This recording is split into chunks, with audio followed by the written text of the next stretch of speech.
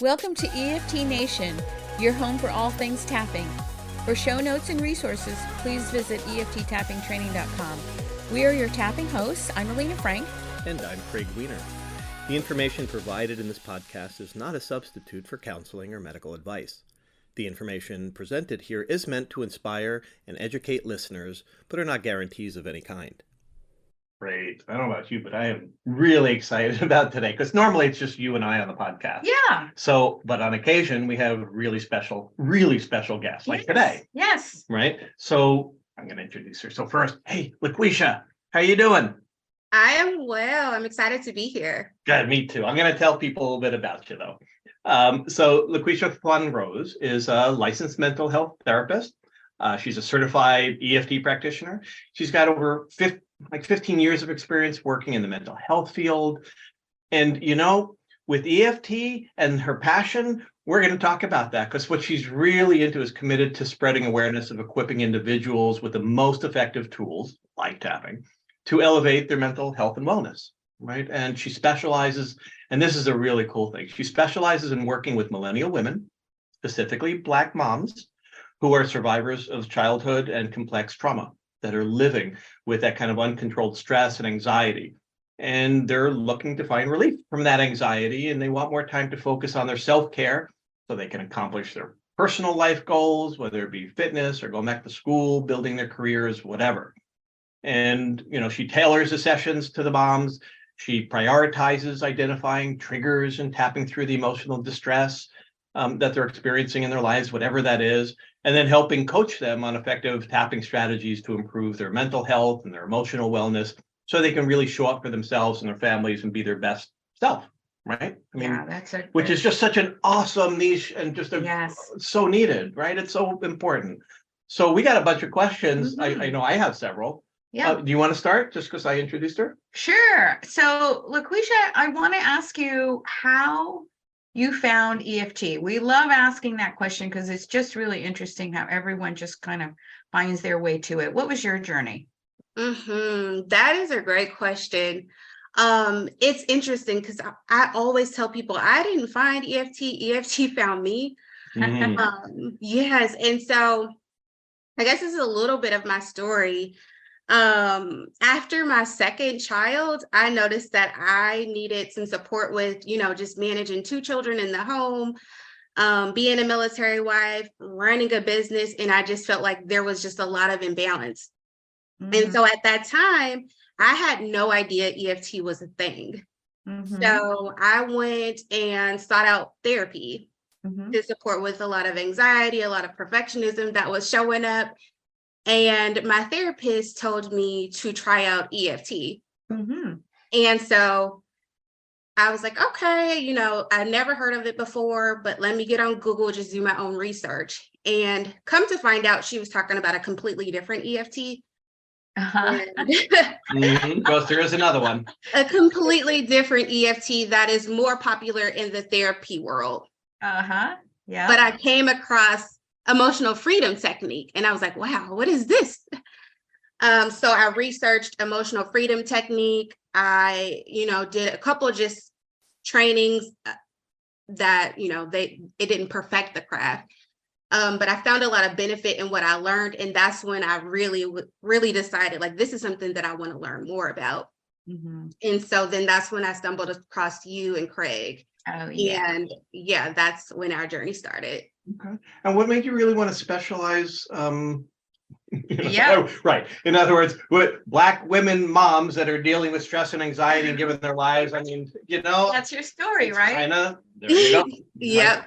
That is my story. What are, other than, you don't need to share what you experienced, but when you work with that population, what are some of the most common things the risk factors that really come into play with a sense of mental health and well-being in that population, right? What do you see commonly?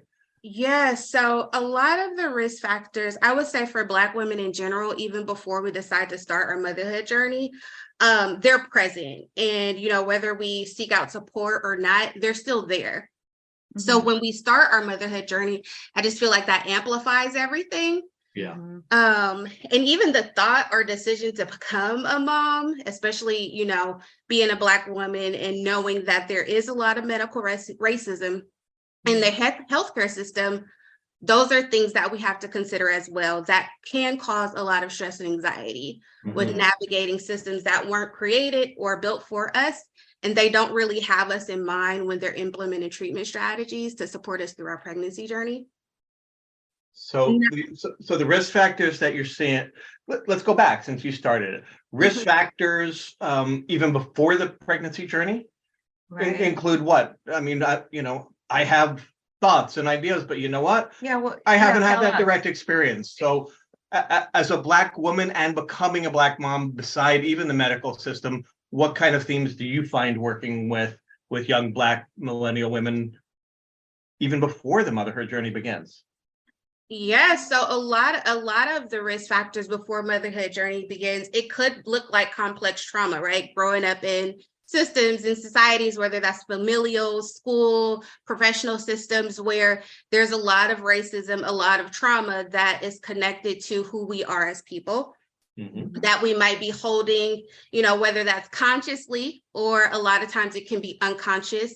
So those would be a lot of the risk factors that we are navigating on a day-to-day basis that maybe we have gotten support for or have not gotten support for. And then once we start our motherhood journey, that brings up a lot of that historical trauma that we've experienced.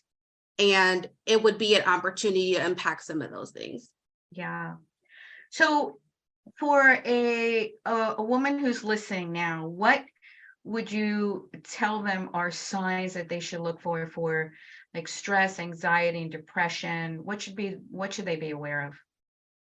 Yes, so there are a lot of signs when it comes to stress, anxiety, depression that we should be looking out for. So one of the biggest signs that I hear all of the time is just that exhaustion and fatigue. Mm, And some of that is just the normal, journey of motherhood for sure. And transitioning into, being a woman without children to being a woman with children and navigating that space and all of the things that come with that transition. However, if you notice that, you really would like to play with your children more or engage with your children more, but you just don't have capacity or the energy for that, that would be a really big sign that, you might be struggling and you could benefit from some support. mhm. Maybe you struggle to take care of yourself, whether that's, making sure that you're showering regularly, washing your hair, scheduling your own important medical appointments. Maybe you don't have energy to make sure that things around the house are kept up. So that exhaustion, like I said, it is there. That's a part of the motherhood journey sometimes. But if you feel like you're exhausted like every day, all day, and it's so heavy that you cannot do the things that are important, that would be a sign to maybe seek support or treatment, or that you have some stress, anxiety, or depression. Okay. Another sign would be irritability. Yeah. So that is a really big one. And that could look like just being very short, being very blunt, not having like the space to hold big emotions for your children or for your partner, whether they're in the home or out of the home. I would say for this one, especially for Black moms, there is a stigma that we have around, the angry Black woman. Yeah. That is a real thing. But I would say that probably is a sign of stress, anxiety, trauma, and depression. And Mhm. also, when we talk about the angry Black woman, I think it's important for us to not only, identify that, but unpack like the reasons why, because a lot of times with that anger, there's a lot of righteous anger, and a lot of reasons why Black women carry a lot of anger. And I don't think that part is addressed enough. For sure. Yeah, and that actually leads right into what I was going to ask you about: common myths, generalizations that we hear about being young Black mom, and what people are either misreading or adding in that shouldn't be, or common mistakes of perception as opposed to what they're dealing with. And I mean, there's one right there, but maybe you could speak a little bit more about Yeah, that. for anyone that's working with this population. Exactly. Yes, I love this question because for our community, we are very protective of our information. And we have this idea of what happens in our home stays in our home. And historically, I get why that is a thing and why that is important within our community, because there has been a lot of danger with divulging information because people don't understand the culture. However, by being so protective of our information, it could actually cause us a disservice and not get the support that we need. And the reality is there are a lot of people, a lot of Black therapists who are educated and professional that could support, who understand the culture. And not only that, there are a lot of people outside of the community who are culturally aware, who are allies, who get it as much as possible, that can also provide support as well. You just have to find a person that you connect with and that you can trust. And I also tell the people that I work with, like, you're probably not going to tell me everything, and you don't have to get the support that you need. I think that's one of the beliefs that we have, is like, we have to tell all of our deepest, darkest secrets to get support. And that's not true. You can pick and choose what you decide to work on in each season with each person. That's an important consideration for a practitioner that may have a Black mom client that isn't as culturally aware about that sensitivity. And knowing that going in, I mean, obviously we should be sensitive to every person about how much they reveal or what they're ready to reveal or what they're feeling safe to reveal, but not to push that or to push too hard. But especially understanding that that's a cultural sensitivity or something to be aware of is really important. So thank you. When you look at your personal relationship, because you opened it up, so I'm going to ask, when you tell us a little bit about your motherhood journey, and being a young mom, and how tapping affected you and going through pregnancy and delivery and being an early mom. And you have a practice and you're still a mom, and so how do you juggle all that, and how something play a role in that? Yes. So yes, I have a lot going on. I juggle a lot. But I've learned a lot of tools and strategies throughout my journey that have been really helpful for me. I don't think I said this in the beginning, maybe I did, but I'm also a military wife. So when we had our son 7 years ago, at this point, my husband, he had, at that point in his career, he was traveling for work a lot. So he'd be gone for 6 months, maybe 2 months, maybe 3 months, and then he'd be back home. And in the midst of this, we're both new parents raising an infant. And during that time, the way his job was set up, or his career was set up, sometimes you would think like, oh, we have 2 months of time to connect and bond and, vibe as a family. But then he'd get an email 2 days later saying, you got to go tomorrow. So that was really stressful. And just navigating that. And I think in that season, I had this mindset of like, I knew what I signed up for. He was in the military when I met him. And we just had to like make it work and push through. And in these moments, I for sure could have been better about taking care of myself.